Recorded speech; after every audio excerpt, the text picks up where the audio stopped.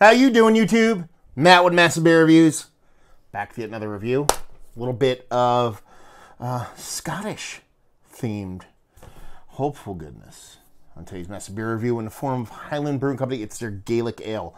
Yeah, never had anything from these guys before.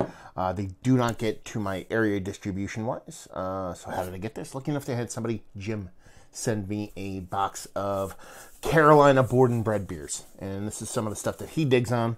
So thank you very much, dude. Super excited to give it a whirl. As far as what it says on here, it says quality crafted since 1994. It's an older school brewery. Highland Craft Brewing, Asheville, North Carolina. Hotbed of beer down there. Gaelic Ale.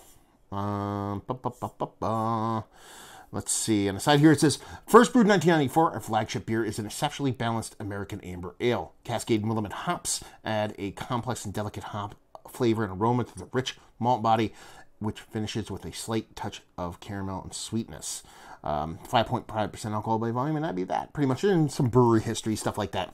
Otherwise, it's all right. I've never been a big kind of Scottish theme. I'm Scottish, but I've never been a big theme. I'm not a big Gaelic, kind of Celtic kind of artwork kind of guy, but it does seem like that tends to be a more popular thing with a lot of these kind of old school kind of smaller breweries. I don't know what it is about it, man.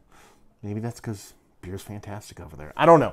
Anyway, let's crack this up and see what she's got. So 1994, that's the year I graduated high school, so it's been a while. These guys obviously have been around a while. They put stuff in bottles. They're making an amber ale with old school hops. They're an old school brewery. I mean, you can see it from what they're producing, how they produce it, their artwork, the whole nine. That's not a bad thing. A lot of people go into these, see these bottles or see that artwork and dismiss breweries like that kind of at the get. Don't do that. Try everything. Form your own opinion. What do we have here? It's just a rich, almost looks like a old school Irish ale. Not to kind of talk about like Killian's Irish ale, but you're getting that Scottish steam. You're getting that rich reddish color in there. You know, it kind of looks like an old school kind of Irish ale, something like that. Yeah, soft carbonation. I mean, very soft. Head dissipated quickly, and it's just a kind of rich kind of mix of like a copper penny color with a nice kind of ruby red. It looks pretty fun, to be perfectly honest with you. So, see if we can get a nose on her. Yeah, you're just getting soft, washed out kind of caramels. Soft caramels, nice sweetness to it. Nothing too crazy.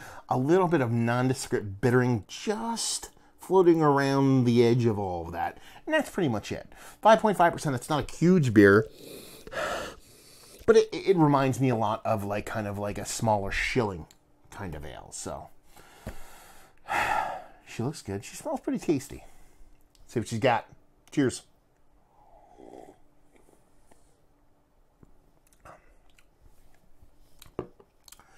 You know, this is a winter crusher. That's what this is for me.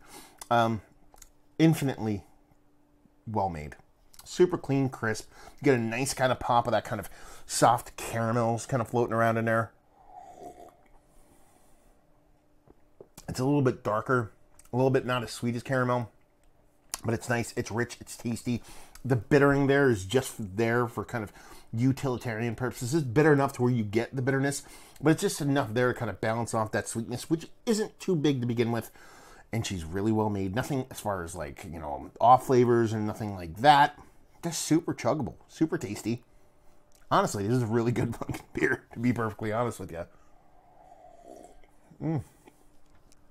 I think it's delicious. Yeah. I mean, it's a good representation of that kind of lower, medium, shilling ale kind of style. That's kind of where this lands for me. It is what it is. This is a kind of tour the countryside, stop at your local pub, and drink a beer that they made there. Someone that's been cultivating a recipe for a long, long time and just has that shit down pat. I mean, you know, these guys have been around since 1994. This beer itself, there's no date on this. I can actually see this being a bit older. There's a little bit of kind of murk on the edge of the ring here. There's no kind of murk ring on the neck. Although it looks like one wants to start there. I'm not saying it's years old, but it might have a little bit of time on it. It's not a bad thing for some of these beers. So yeah, I think it's pretty damn tasty. I mean, they're calling it, what did they call it again? Their amber ale. American amber ale. I wouldn't really put it there, to be perfectly honest with you. I'd go with the old school style shilling kind of ale, and if that's what it is, then it's absolutely fantastic. You want to call it American amber ale, knock yourself out. what I think it is I think it's tasty. So let's talk about it. It's one of the better malt-driven, low ABV American amber / you know what I mean, English, Scottish influenced ale. Yes. Not that I drink them all the time, but it's pretty damn tasty stuff. Is it going to really turn on the people that like covet hops and being punched in the face with a 2x4 of crazy hoppiness? No. You know, those people tend to be singular. They tend to be pretty much the new wave of a Budweiser drinker. They just drink their one style of beer and that's all they drink and that's all they care about. This is just a really well done beer. So it's kind of like that thing when I said it's a winter chugger. It's like sometimes you want to have a session beer, but in the winter you want to need a little bit kind of maltier. That's where this one lands for me. Value and availability, I don't know. Is it inside, outside of Asheville? I don't know. Maybe Jim can chime in on that and leave you with, if you like what, will you like this?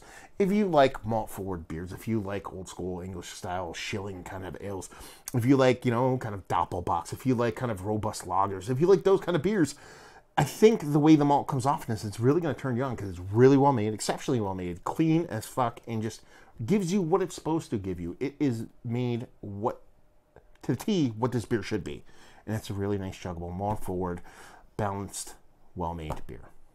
So if you like that, then you like this. So there you go, another review in the books. Hopefully you guys enjoyed it. If you didn't, anywhere in between, down there, words and stuff and things. Facebook, Twitter, Instagram, Untapped, Massive Beers, all four of those places. If you want to check me out, go there. If you want to check me out doing the podcast thing I do nowadays, you can go to the Beer Massive, whether it be .com, or you can type that into the Googs, or you can just go into the podcasting apps, find me there doing all my brewer interviews and way more long-winded stuff than I typically am long-winded with the YouTube reviews, but even longer than that. Usually hour programs in the audio format, so go check that out. And yeah, there you go. So hopefully you guys enjoyed the review. Hopefully enjoying a nice old school malt forward beer right now, and hope to see you next time. Cheers.